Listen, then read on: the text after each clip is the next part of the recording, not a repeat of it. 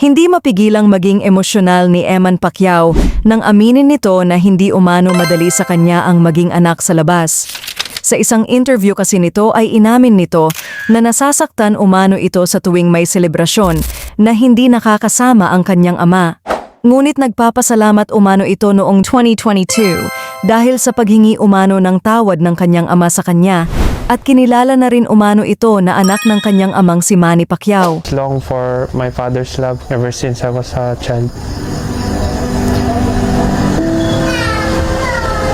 Nung maliit pa po ako, naintindihan ko na kaagad yung sitwasyon. Maaga po akong na-matured sa mga nangyari po sa buhay ko. Naintindihan ko po na meron rin po siyang sariling pamilya, kaya hindi na po ako masyado nagtatanong bakit. Tapos yun, sinabihan ko po siya na, Dad, plano ko po sana mag-boxing. Sabi, anak, mahirap ang boxing, nak. Aral ka na lang. Puntahin na lang kita sa Amerika, ganun, ganito, ganyan.